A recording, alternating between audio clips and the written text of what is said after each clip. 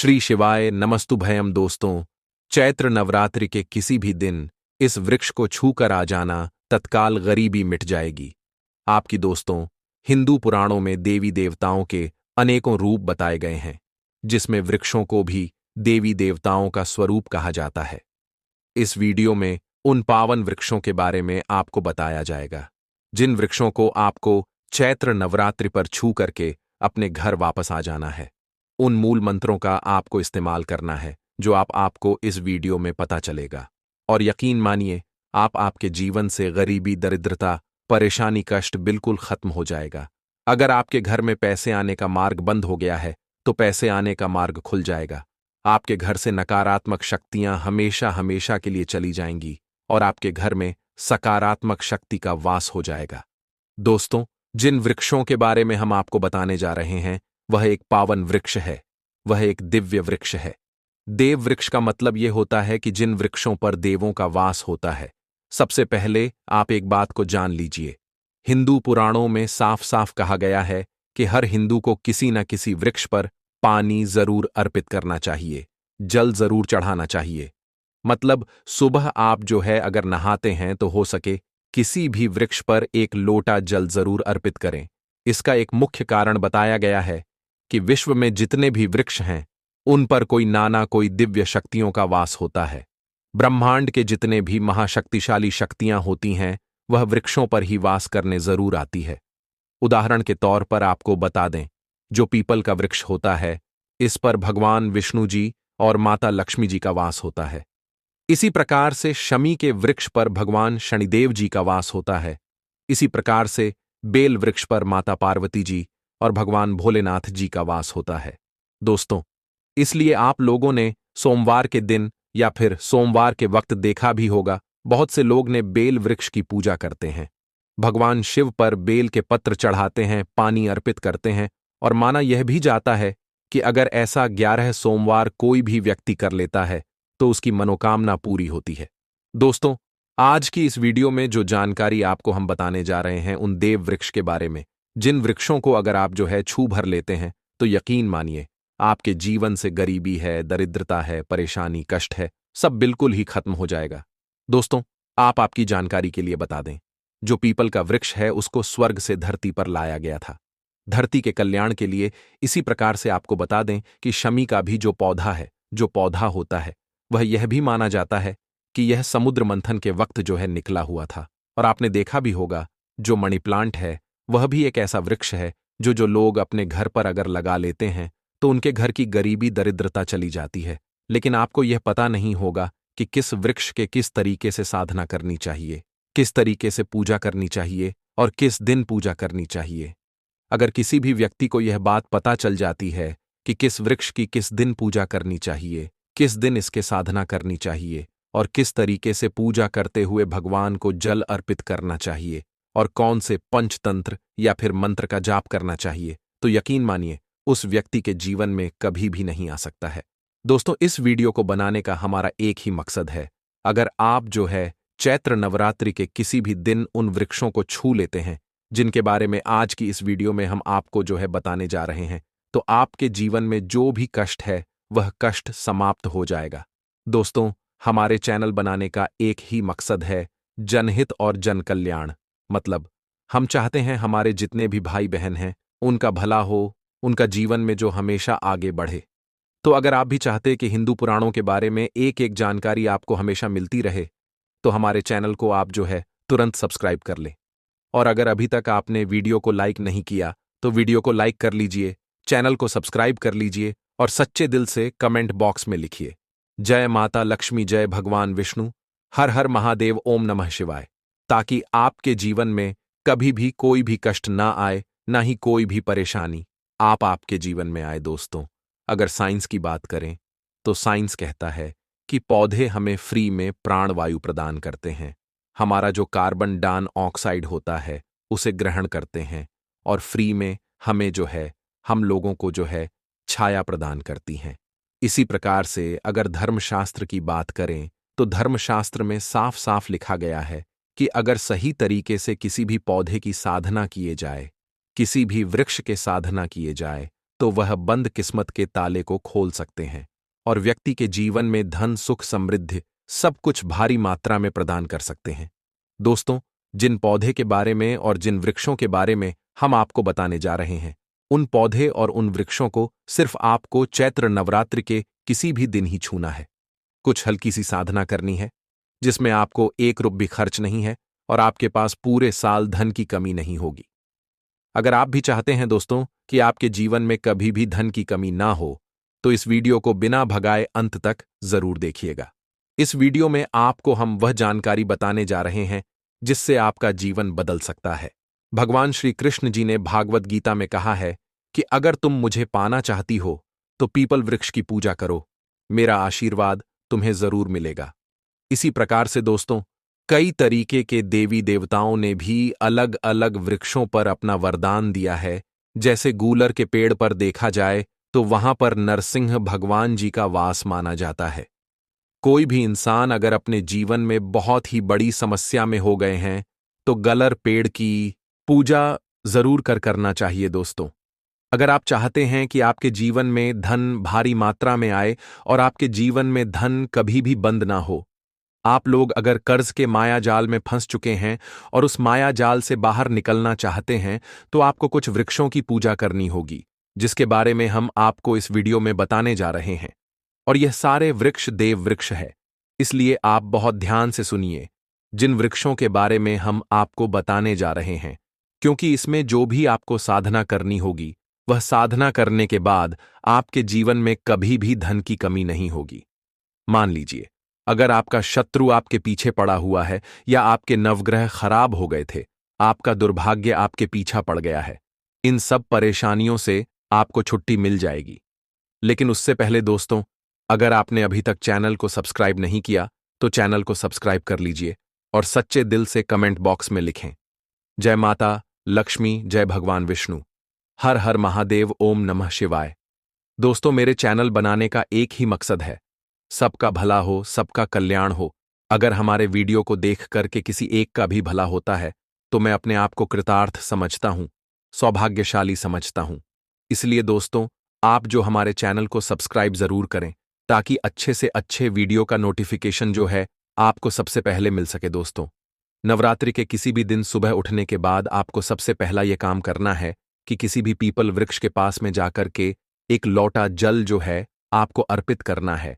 माना यह जाता है कि पीपल का जो वृक्ष होता है यह वृक्षों का राजा होता है। इस पर भगवान विष्णु जी और माता लक्ष्मी जी वास करते हैं। अगर आप पीपल वृक्ष के नीचे जाकर के एक लोटा जल अर्पित कर देते हैं, इतना करने मात्र से आपके जीवन में धन आने के सारे मार्ग खुल जाते हैं। हो सके पीपल वृक्ष को छू करके भी सुबह के वक्त आप जो है अपने घर वापस आ जाइए, क्योंकि कहा जाता है किसको धन देना है ये माता लक्ष्मी जी के हाथ में होता है और किसको कितना धन देना है ये भगवान विष्णु जी के हाथ में होता है। ये उपाय करने मात्र से आपके जो धन आने के मार्ग बंद हो गए थे वह खुल जाएंगे। शाम के वक्त आपको फिर उसी पीपल के वृक्ष नीचे में जाना है और सिर्फ एक घी का दीपक आपको उसके सामने में जला करके बीज मंत्र बोलना है। माता लक्ष्मी जी का बीज मंत्र इस प्रकार से है, ओम श्रीम नमः। हम फिर से रिपीट रहे दोस्तों, ओम श्री नमः। ये मंत्र आपको 1001 बार बोलना है। ये माता लक्ष्मी जी का बीज मंत्र है। इतना करने मात्र से आप मान के चलिए आपको आकस्मिक धन की प्राप्ति होगी। मतलब एकदम से कहीं से भी आपको रुपए पैसा मिल जाएगा, रुपए पैसा आ जाएगा। मतलब बैग आपको मिल जाएगा, जिस बैग में ऐसा होगा कि उसमें रुपया बहुत ही ज्यादा भरा होगा, और कहीं से आपको सोना चांदी भी मिल जाएगा। साल में एक बार ऐसा मौका जरूर आएगा जब आपको आकस्मिक धन की प्राप्ति होगी और आपके जीवन में धन आना बंद नहीं होगा। पूरे साल पीपल का वृक्ष, पहले दिन अगर आपने इसे छू लिया तो आपके जीवन में पूरे साल पैसा आएगा, पूरे साल धन आएगा और आपके जीवन में जो भी कष्ट है, जो भी आपके जीवन में जो तकलीफ है, उससे आपको छुटकारा मिलेगा। दूसरा वृक्ष जिसके बारे में आपको बताने जा रहे हैं वह है बेल का वृक्ष। बेल का वृक्ष दोस्तों एक ऐसा वृक्ष होता है जिसकी बहुत ही ज्यादा पूजा और साधना की जाती है। इसको देवर रक्षा माना जाता है। इसकी जड़ में भगवान ब्रह्म जी, इसके बीज में माता पार्वती जी और इसके पत्तों में भगवान शंकर जी का वास होता है। इसलिए दोस्तों यह भी कहा जाता है कि बेल वृक्ष की जो भी व्यक्ति पूजा करता है उसके रोग भी ठीक हो जाते हैं। और उसके जीवन में सारे कष्ट जो चल रहे थे, उस कष्ट से उस व्यक्ति को छुटकारा मिल जाता है दोस्तों। आपको सिर्फ यह करना है कि चैत्र नवरात्रि के किसी भी दिन आपको बेल वृक्ष के नीचे जाना है। एक लोटा जल आपको अर्पित करना है, उसको छू करके घर वापस आ जाना है। हो सके वहां पर खड़े होकर के मन में ओम नमः शिवाय मंत्र का कम से कम 500 एक बार आपको जाप करना है। यह बहुत ही शुभ नंबर माना जाता है। भगवान शिव जी के लिए इतना करने मात्र से आपके कष्ट परेशानी आपसे दूर चले जाएंगे। आपके घर में कोई भी मनोकामना है, वह मनोकामना जरूर पूरी होगी, क्योंकि आपको पता है कि भगवान शिव ने अगर किसी व्यक्ति को आशीर्वाद दे दिया तो ऐसे व्यक्ति को कोई भी मनोकामना जो है वह हमेशा पूरी होती है। और बेल वृक्ष के नीचे अगर आप जो है नवरात्रि के किसी भी दिन यह उपाय जरूर कीजिएगा। अगर आप जो यह उपाय करते भी है तो भगवान शंकर जी का आपको वह आशीर्वाद मिलेगा, जिसके बाद आपके जीवन में धन की वर्ष होगी। आपके जीवन में जो भी कष्ट है, जो भी विपत्ति है, उससे आपको छुटकारा मिलेगा। तीसरा वृक्ष शमी का पौधा। यह पौधा बड़ी मुश्किल से मिलता है, लेकिन अगर आपने नवरात्रि के किसी भी दिन शमी के पौधे पर जाकर के उसको सिर्फ जल अर्पित कर दिया और उसको छू लिया, तो माना यह जाता है कि इससे आपके नवग्रह सही हो जाएंगे। आपके राहु है, केतु है, जो बिगड़े हुए थे, उनकी दृष्टि जो है आप पर बड़ी अच्छी हो जाएगी। सरल भाषा में बताएं दोस्तों, शमी का जो वृक्ष होता है, यही एक ऐसा वृक्ष है जिस पर भगवान शनि जी वास करते हैं। इसलिए देखा यह भी गया है कि शनिवार के दिन लोग शनि भगवान को खुश करने के लिए शमी पौधे के नीचे जाते हैं और वहां पर एक घी का दीपक जरूर जलाते हैं। परंतु नवरात्रि के किसी भी दिन आपको घी का दीपक नहीं जलाना है। एक तांबे के लोटे में सिर्फ एक लोटा जल आपको अर्पित करना है। आपको एक लोटा जल अर्पित करते हुए ओम शम शनेश्वरा नमः मंत्र का आपको जाप करना है। दोस्तों, हम फिर से रिपीट कर रहे हैं, ओम शम शनैश्चराय नमः।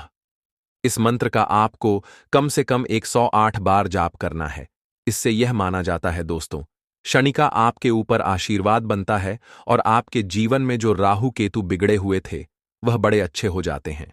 शनि देव का आशीर्वाद मिलने के बाद आपके जीवन में जो नवग्रह जो थे, जो आपके खिलाफ खड़े हुए थे, वह आपके प्रति समर्पित हो जाते हैं और आपके जीवन से कष्ट है जो पूरी तरह से चला जाता है।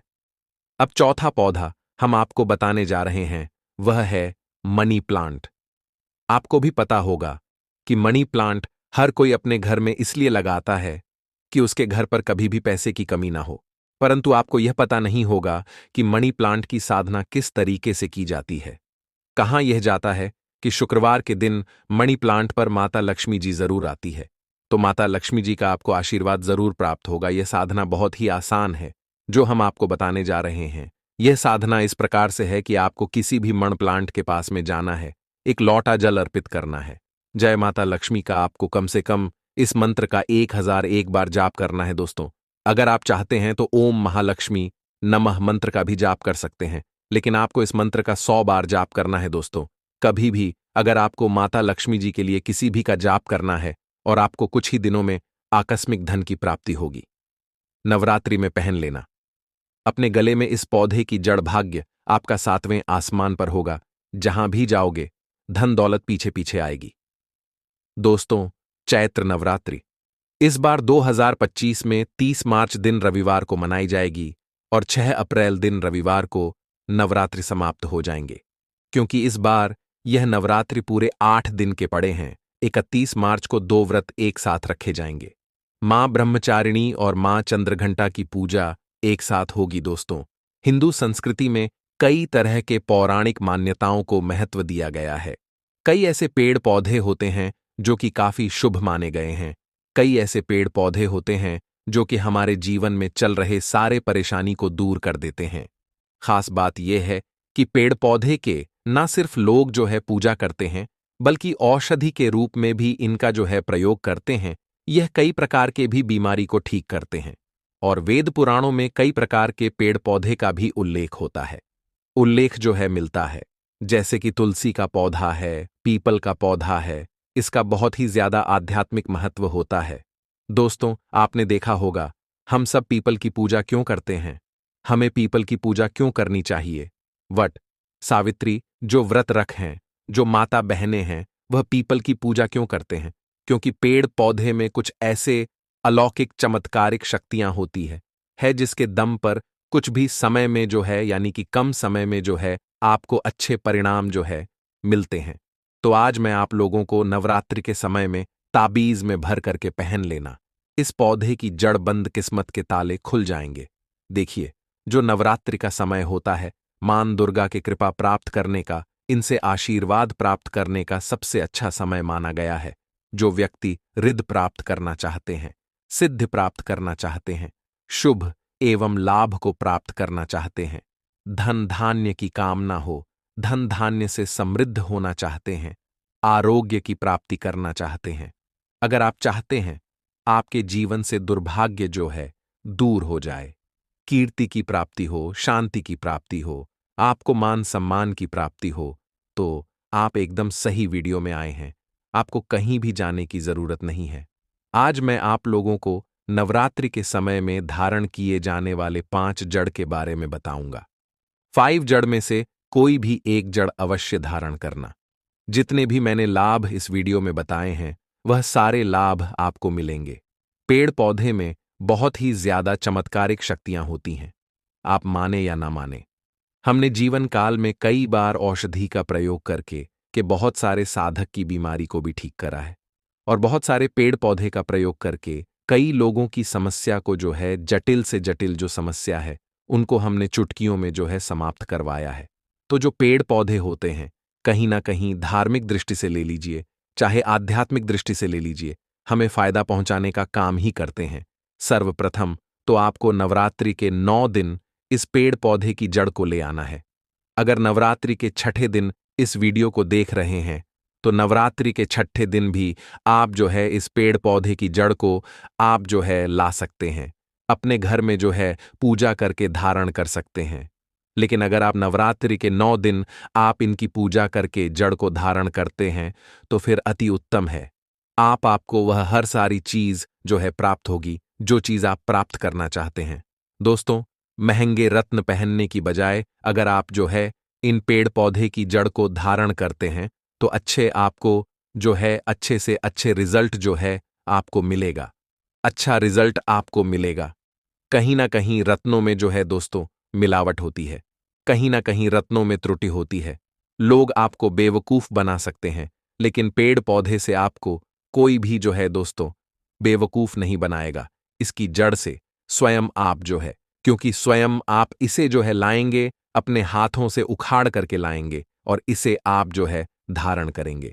तो मैं आप लोगों को नवरात्रि के समय में लाए जाने वाले पेड़ पौधे जड़ के बारे में बता रहा हूं, जिसे आप जो है लाकर के धारण कर सकते हैं। दोस्तों, सर्वप्रथम तो इन पेड़ पौधे की जड़ को लाने के बाद आपको क्या करना चाहिए, इसे देवी प्रतिमा की तरह और दिन तक इसकी जो है पूजा पाठ करनी चाहिए। जैसे माता नवदुर्गा की पूजा करते हैं, ठीक उसी प्रकार इन पेड़ पौधे की जड़ को ला करके 9 दिन तक आपको पूजा करनी चाहिए। और 10वें दिन जो विजयदशमी होती है, उस दिन चांदी के ताबीज में भर करके इसे पहनना होता है। अगर आपका समर्थ नहीं है कि आप जो है चांदी की ताबीज को जो है आप ले सके, तो आप जो है बिना चांदी के ताबीज में भी इसे पहन सकते हैं। जो तांबे के ताबीज आते हैं, उसमें आप जो है इसे डाल करके धारण कर सकते हैं। तो आइए इस वीडियो में जानते हैं कि कौन सी चीज को हमें नवरात्रि के समय में कौन सी जड़ को लाकर धारण करना चाहिए, पहनना चाहिए। 5 जड़ के बारे में बता रहा हूं। जानकारी बताने से पहले दोस्तों, आप सभी से एक छोटा सा रिक्वेस्ट है। अगर अभी तक आपने हमारे चैनल को सब्सक्राइब नहीं किया है, तो आप जो हमारे चैनल को सब्सक्राइब कर लीजिए और सच्चे दिल से कमेंट बॉक्स में लिखें, जय माता दी। दोस्तों, मेरे चैनल बनाने का एक ही मकसद है, सबका भला हो, सबका कल्याण हो। अगर हमारे वीडियो को देख करके किसी भी एक का भला होता है भला, तो मैंने आपको कृतार्थ समझता हूं, सौभाग्यशाली समझता हूं। इसलिए दोस्तों, आप जो है हमारे चैनल को सब्सक्राइब जरूर करें, ताकि अच्छे से अच्छे वीडियो का जो है नोटिफिकेशन आपको सबसे पहले मिल सके। दोस्तों, एक बात आप सभी को और कहना चाहूंगा, कमेंट बॉक्स में अपने राशि भी डाल दीजिएगा, क्योंकि आपके राशि के अनुसार हमें जो भी जानकारी मिले, हम कमेंट सेक्शन में आकर के आपको जरूर बताएंगे। दोस्तों, आइए जानते हैं। सर्वप्रथम तो आपको चमेली की जड़ को लाना चाहिए। चमेली की जड़ के बेनिफिट बताना चाहूंगा, फायदे बताना चाहूंगा। चमेली की जड़ में देवी शक्तियां समाहित रहती हैं। आपने देखा होगा चमेली का जो तेल है हनुमान जी महाराज को समर्पित होता है। इसमें हनुमान जी महाराज की दिव्य शक्तियां रहती हैं। जो लोग माता लक्ष्मी की कृपा प्राप्त करना चाहते हैं, माता लक्ष्मी से जो है लक्ष्मी सिद्धि प्राप्त करना चाहते हैं, जो लोग सिद्धि प्राप्त करना चाहते हैं, मंत्रों को सिद्ध करना चाहते हैं, या फिर जो व्यक्ति आरोग्य रहना चाहते हैं, ऐसे व्यक्ति चमेली की जो जड़ होती है इसे अवश्य लाना चाहिए। चमेली की जो जड़ है इसे नवरात्रि के पहले ले आना, या फिर नवरात्रि के टाइम में भी आप जो इसे ला सकते हैं, और इसकी 9 दिन तक आपको पूजा करनी चाहिए।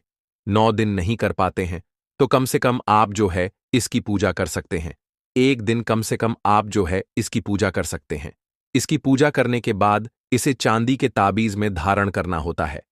आपको दशहरे के दिन इसे चांदी के ताबीज में धारण करना होता है, तो इसे देव शक्ति की प्राप्ति होती है, अलौकिक शक्ति की प्राप्ति होती है।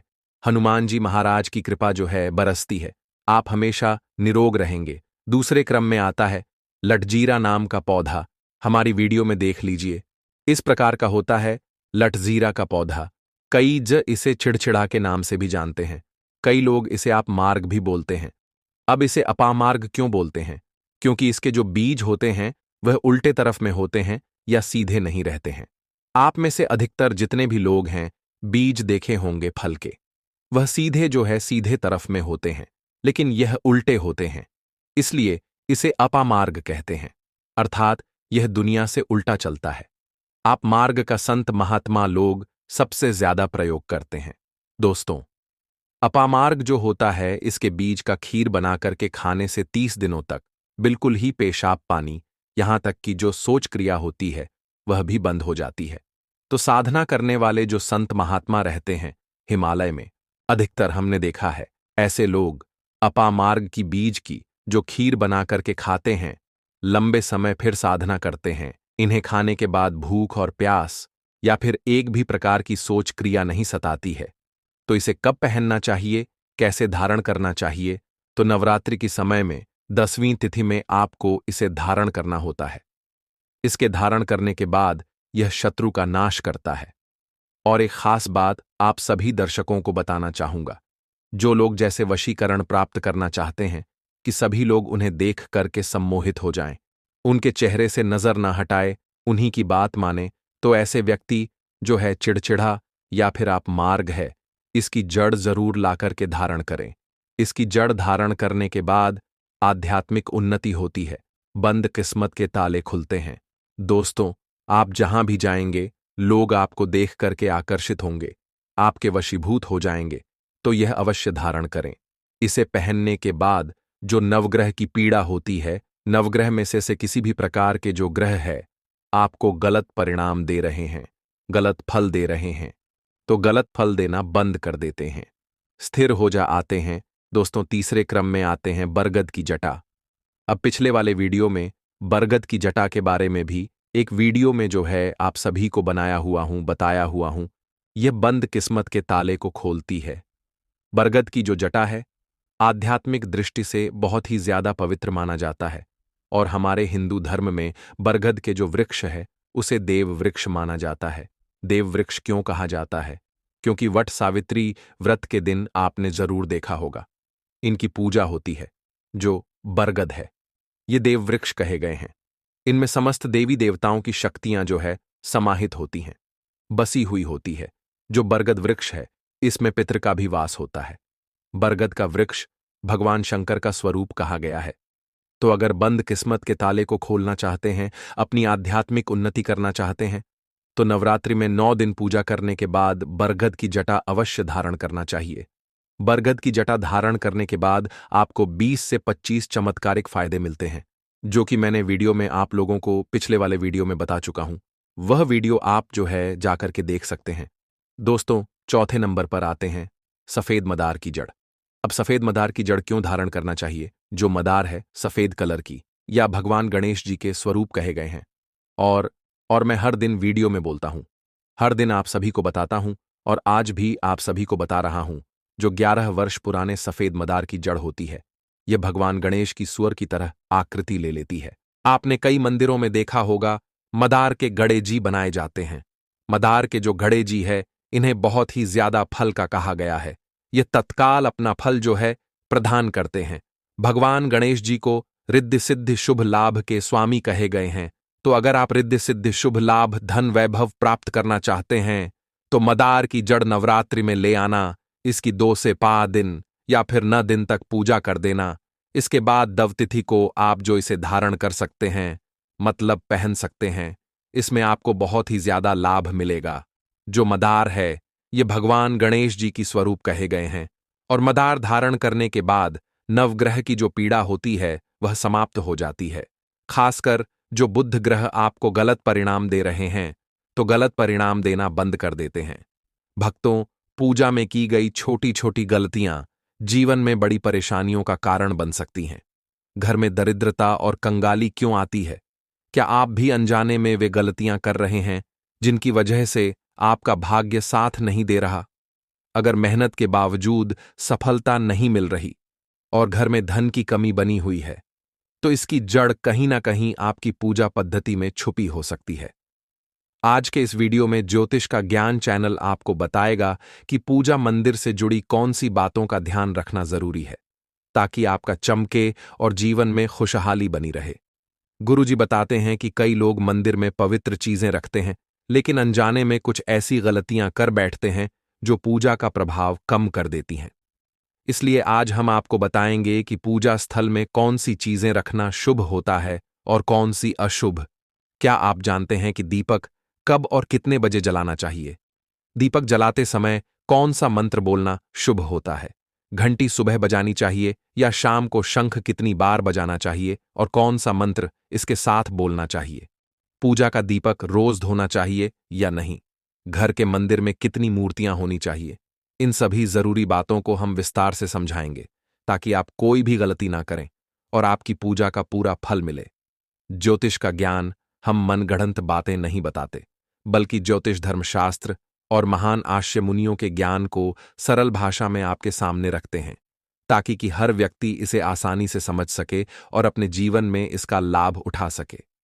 एक भक्त ने हमसे पूछा कि वह रोज पूजा करता है फिर भी उसे कोई फल नहीं मिलता और बार बार नुकसान झेलना पड़ता है। इस वीडियो में हम इस रहस्य को भी उजागर करेंगे कि आखिर ऐसा क्यों होता है। दोस्तों, हमारा काम है आपको सही जानकारी देना। अब इसे अपनाना या न अपनाना आपकी मर्जी है, लेकिन अगर आप इन बातों को मान लेंगे तो सफल और समृद्ध निश्चित रूप से आपके जीवन में आएगी। तो चलिए बिना देर किए इस वीडियो को शुरू करते हैं। भक्तों, पूज्य गुरुजी कहते हैं कि पूजा हमारे जीवन का एक महत्वपूर्ण हिस्सा है और सभी लोग किसी न किसी देवी देवता की पूजा जरूर करते हैं। कोई मां दुर्गा की पूजा करता है तो कोई भगवान विष्णु की। लेकिन क्या आप जानते हैं कि कई बार छोटी छोटी गलतियां हमारी पूजा का पूरा फल मिलने में बाधा बन जाती हैं? यह गलतियां अक्सर अनजाने में होती हैं और हम इन्हें सामान्य बात समझकर नजरअंदाज कर देते हैं। हमारे शास्त्रों में इन बातों का विशेष उल्लेख किया गया है ताकि हम पूजा का पूरा लाभ प्राप्त कर सके। आज के इस वीडियो में हम घर के मंदिर में दिए और घंटी के सही उपयोग और उनकी देखभाल के बारे में बात करेंगे। क्या दिया रोज धोना चाहिए या हफ्ते में 1-2 बार? अगर दिया धातु का हो तो उसकी सफाई कब करनी चाहिए और मिट्टी के दिए का उपयोग किन अवसरों पर करना चाहिए? साथ ही मंदिर में किस प्रकार की घंटी का उपयोग करना चाहिए, इसे कितनी बार और कब बजाना चाहिए? क्या शाम की पूजा में घंटी बजानी चाहिए? इन सभी सवालों के जवाब आपको इस वीडियो में मिलेंगे। भक्तों, इस वीडियो को पूरा देखना बहुत जरूरी है क्योंकि अधूरी जानकारी कभी कभी गलतफहमी पैदा कर सकती है, इसलिए इसे पूरा देखें। कई लोग होते हैं जो वीडियो को बीच बीच में देखते हैं और फिर अधूरी जानकारी की वजह से लाभ नहीं उठा पाते। इसलिए किसी भी ज्ञानवर्धक जानकारी को बीच में छोड़ना सही नहीं होता। कुछ लोग ऐसे भी होते हैं जो मनोरंजन की वीडियो को पूरा देखते हैं, लेकिन जब बात जरूरी जानकारी की आती है तो बीच में ही छोड़ देते हैं और उसे ना लाइक करते हैं ना सब्सक्राइब। मैं उन भक्तों से कहना चाहता हूं कि यह ज्ञान आपके जीवन को सही दिशा देने के लिए है। अब यह आपकी मर्जी है कि आप इसे देखना चाहते हैं या नहीं। तो चलिए भक्तों, बिना समय गवाए वीडियो शुरू करते हैं। सबसे पहले बात करते हैं मिट्टी के दिए की। यह दिवाली और अन्य धार्मिक त्योहारों या पूजा पाठ के अवसरों पर उपयोग किया जाता है। घर के मंदिर या दरवाजे के पास इसे जलाना बहुत शुभ माना जाता है। लेकिन जब इसे मंदिर में रखा जाता है तो इससे जुड़ी परंपराएं अलग हो जाती हैं। मिट्टी के दिए को शुभता का प्रतीक माना गया है और इसे घर के मंदिर में इस्तेमाल किया जा सकता है, क्योंकि यह किसी भी प्रकार के वास्तु दोष का कारण नहीं बनता। लेकिन इसे मंदिर में उपयोग करने का एक नियम है। मिट्टी के दिए को एक बार जलाने के बाद दोबारा मंदिर में नहीं रखना चाहिए। हर बार नया दिया उपयोग करना शुभ माना जाता है। भक्तों, आगे इस वीडियो में हम आपको बताएंगे कि मंदिर की घंटी को कब और कैसे साफ करना चाहिए और इसे कितनी बार बजाना चाहिए, इसलिए वीडियो को अंत तक जरूर देखें। और भक्तों, आपसे एक निवेदन है कि अगर आप इस चैनल पर नए हैं, ज्योतिष का ज्ञान सब्सक्राइब करें और वीडियो को लाइक जरूर करें। साथ ही अपनी राशि या शुभ नाम को कमेंट बॉक्स में जरूर डालें, क्योंकि हम राशि से जुड़ा भाग्य भी बताते हैं और जीवन में चल रही परेशानियों को दूर करने के आसान उपाय भी बताते हैं। इसलिए देर ना करें और अपनी राशि कमेंट बॉक्स में जरूर लिखें। तो चलिए भक्तों, आपका ज्यादा समय बर्बाद ना करते हुए वीडियो को आगे बढ़ाते हैं। दोस्तों, अगर धातु के दियों की बात करें तो आपने देखा होगा कि लोग पीतल या तांबे के दियों का इस्तेमाल करते हैं। यह दिए न सिर्फ देखने में सुंदर होते हैं, बल्कि इनका धार्मिक महत्व भी होता है। अगर आप भी इनका उपयोग करते हैं तो इनकी सफाई बहुत जरूरी है। इन्हें रोज धोकर साफ करना चाहिए और सबसे अच्छा तरीका है गंगा जल से इनकी शुद्धि करना। गंगा जल से धोने से दिए की पवित्रता बनी रहती है और घर में सकारात्मक ऊर्जा का संचार होता है। इस आदत को रोज अपनाने से दिया पूरी तरह शुद्ध रहता है, क्योंकि हफ्ते में 1-2 बार धोने से इसकी पूरी तरह से शुद्धि नहीं हो पाती। अब बात करते हैं घर के मंदिर में रखी घंटी के बारे में। घर के मंदिर में अक्सर पीतल की घंटी देखी जाती है। पीतल की घंटी की ध्वनि सकारात्मक ऊर्जा को बढ़ाती है और नकारात्मकता को दूर करती है। ध्यान रखें कि घंटी को कभी भी दक्षिण दिशा में ना रखें, क्योंकि इसे अशुभ माना जाता है। घंटी को पूजा स्थल के पास या मंदिर के प्रवेश द्वार पर रखना शुभ होता है। सबसे उत्तम घंटी वह होती है जिस पर गरुड़ की नक्काशी बनी हो। इसे गरुड़ घंटी कहा जाता है और यह सबसे श्रेष्ठ मानी जाती है। अब जानते हैं कि घर में घंटी को कितनी बार बजाना चाहिए। भोग लगाते समय घंटी को 5 बार बजाना चाहिए। ऐसा करने से भगवान भोग को जल्दी स्वीकार करते हैं। पूजा के दौरान घंटी को बहुत बहुत जोर से या लगातार नहीं बजाना चाहिए। इसे केवल 3 बार बजाना शुभ माना जाता है। घंटी को हमेशा दाहिने हाथ से बजाएं और आपका मुख पूजा स्थल की ओर होना चाहिए। साथ ही भक्तों, घंटी को कभी भी दक्षिण दिशा में ना रखें, क्योंकि यह किसी भी पूजा सामग्री के लिए अशुभ मानी जाती है। जब भी घंटी मंदिर में रखें तो ध्यान दें कि इसका मुख पूजा स्थल की ओर हो। मंदिर में घंटी को सुबह की पूजा में ही बजाना चाहिए। शाम की पूजा में घंटी बजाना अच्छा नहीं माना जाता। इस नियम का पालन करने से आपकी पूजा अधिक फलदायक होगी। इसके अलावा जब भी आप किसी मंदिर में जाते हैं, विशेष रूप से घर के बाहर के मंदिर में, तो प्रवेश करते समय घंटी जरूर बजानी चाहिए। मंदिर से बाहर निकलते समय घंटी बजाने की आवश्यकता नहीं होती। जब आप घंटी बजाते हैं तो इसका अर्थ होता है कि आप मंदिर में प्रवेश कर रहे हैं और भगवान के समक्ष अपनी उपस्थिति दर्ज करा रहे हैं। एक बार घंटी बजाने का मतलब है कि आपने भगवान के दरबार में प्रवेश कर लिया है और अब आप उनकी पूजा आरंभ कर रहे हैं। अगर आप 2 बार घंटी बजाते हैं तो इसका अर्थ है कि आप अपनी प्रार्थना या मन की बात भगवान के समक्ष रख रहे हैं। चलिए भक्तों, अब हम आपको कुछ ऐसी बातें बताने जा रहे हैं जिन्हें शायद आपको कोई न बताए, इसलिए इन बातों को ध्यान से सुने, जिससे आप भगवान को आसानी से प्रसन्न कर सकते हैं। लेकिन दोस्तों, उससे से पहले अगर आपने अभी तक कमेंट बॉक्स में जय माता लक्ष्मी नहीं लिखा है तो कृपया जरूर लिखें। जब आप हमारे कमेंट बॉक्स में जय माता लक्ष्मी लिखते हैं तो हमें बहुत अच्छा लगता है, और जब आप हमारी वीडियो को लाइक करते हैं तो इससे हमारा मनोबल बढ़ता है। इससे हम आपके लिए और भी उपयोगी और ज्ञानवर्धक जानकारियां ला पाते हैं। चलिए भक्तों, अब हम जान लेते हैं पूजा और मंदिर से जुड़े कुछ महत्वपूर्ण नियमों के बारे में। सबसे पहली बात, पूजा करते समय आपका मुख हमेशा पूर्व दिशा की ओर होना चाहिए। यह दिशा सबसे शुभ मानी जाती है, क्योंकि इससे सकारात्मक ऊर्जा का संचार होता है हालांकि पश्चिम दिशा की ओर मुंह करके भी पूजा की जा सकती है, लेकिन पूर्व दिशा की ओर बैठना अधिक लाभकारी होता है। ध्यान रखें कि घर की सीढ़ियों के पास पूजा स्थल बनाना शुभ नहीं माना जाता, क्योंकि इससे वहां नकारात्मक ऊर्जा का संचार हो सकता है। अगली बात, पूजा घर में भगवान का आसन हमेशा ऊंचा होना चाहिए। इसका अर्थ है कि जहां आप बैठते हैं, भगवान का स्थान उससे कम से कम 10 इंच ऊंचा होना चाहिए।